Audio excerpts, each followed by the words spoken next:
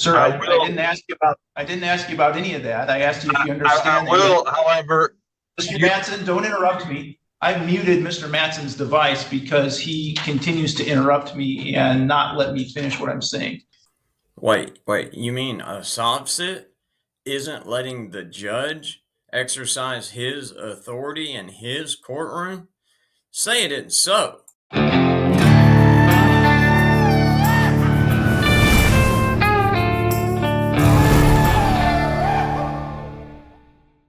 Let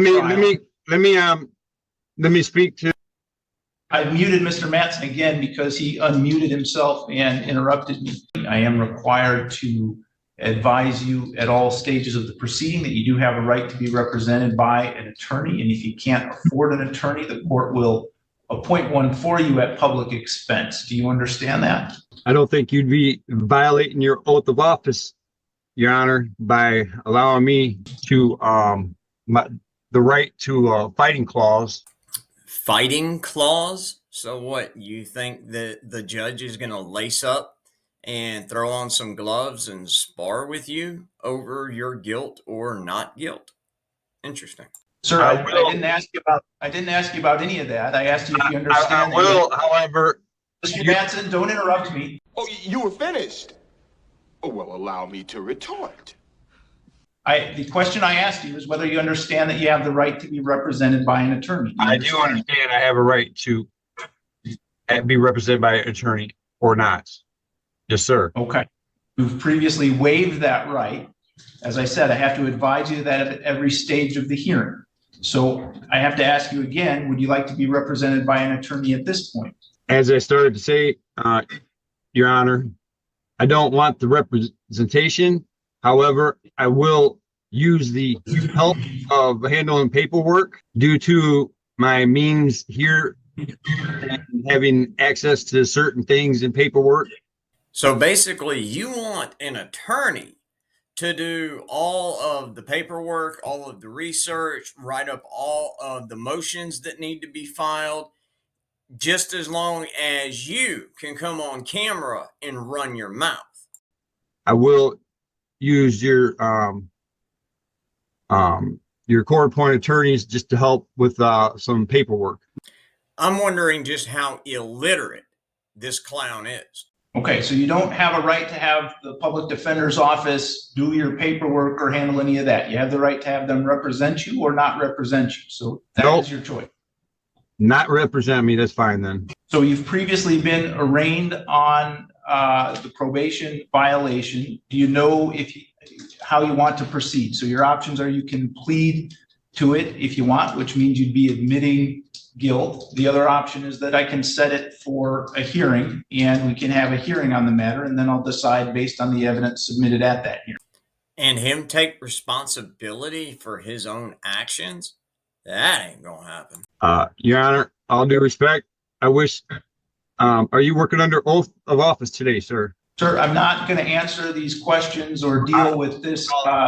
We've dealt with you before and your sovereign citizen arguments. I've rejected them all. Citizen. Sir, do not interrupt me. Shut your mouth when you're talking to me. Do you want to have a hearing or do you want to plead? I'll take your silence under your oath, Your Honor. Okay. Do you want to have a hearing or do you want to plead? I want the hearing. I want to go to trial. I want to go within 90 days to a trial or sooner. All right. So Sierra will need about a 1-hour hearing on a probation violation. As well as I'd like you to have the arresting officers that arrested me on that day. I would like their sergeant to be dressed in uniform and at that trial on that day as well, please. Now, I could be wrong here, but I'm pretty sure that the defense doesn't get to choose the wardrobe for those testifying for the prosecution. I think it will go more smoothly if you are here in person. So we will have you in person here from the jail. All right, exactly what the hearing is going to be on that day. So you've been charged with a violation of the terms of your probation. Yeah. For failing to report. So the hearing is going to be to determine whether or not you failed to report.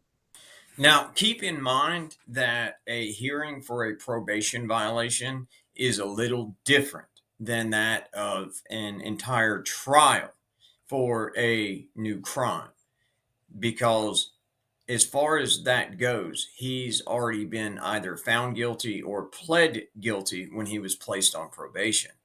And you are not the same as your average citizen that is not on probation. You have to abide by certain rules, certain conditions, and actually, not every single aspect of the Constitution are you allowed to exercise while you're on probation.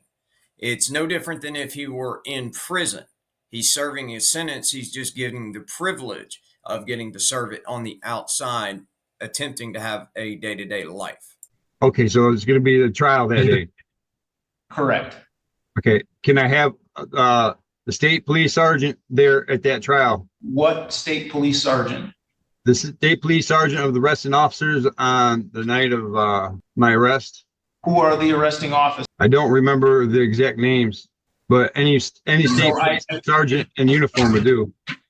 Why do you want any state police sergeant to be present at the trial? Just to show how arrests are made, and why they're made, and how they do the determination, how they bring people into jail. Well, how is any of that relevant to whether or not you violated the terms of probation? I believe there's a lot of relevancy there. I don't see where any of it's going to affect the courts in any way, shape, or form. All right. So the issue that the court is going to determine has nothing to do with things that happened during your arrest. The issue is whether or not. No, it's not about the arrest. It's about the arrest for the violation of probation. All right. The only issue before the court that day is going to be whether or not you reported. So your arrest doesn't have any relevancy to that. So I'm not going to. I beg to differ, Your Honor. I beg to differ, because the jury is going to be a jury of my peers. Gentlemen, what brings me to my next point: don't smoke crack. And again, there is no jury. You're not being charged with a new crime. The judge is the only person that is going to determine whether you violated your probation or not. You're already guilty of the crime. Otherwise, you wouldn't be on probation. Dude, seriously, get off the pipe. And at this time, sir, you're not going to have a jury of my peers.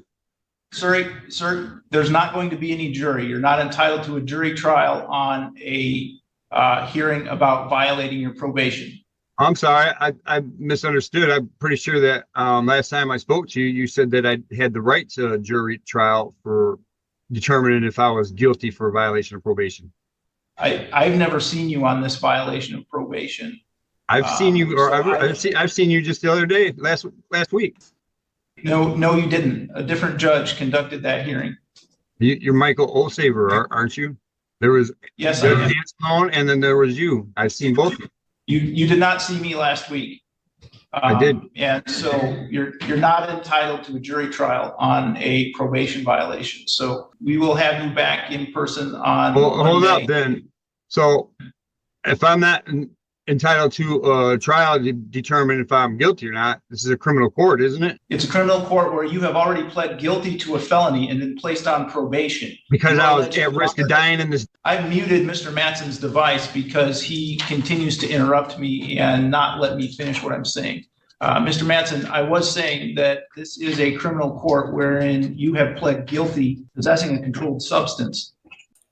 A dope charge. I'm shocked.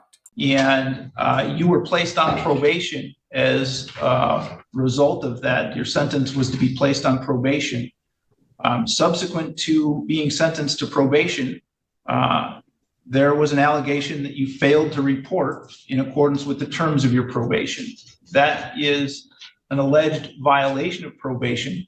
There's no right to a jury trial for a violation of probation. So the court will conduct. Let me speak to. I've muted Mr. Matson again because he unmuted himself and interrupted me. We will have you back on April 8th at 3:30, Mr. Matson. This hearing is concluded. All right, ladies and gentlemen, that's the end of that one. I'm going to see if we can't get our hands on the actual hearing for this to conclude it out. Thank you all so very much. Have a fantastic day. It's Wrangler. I'm out of here. I love y'all. Have a good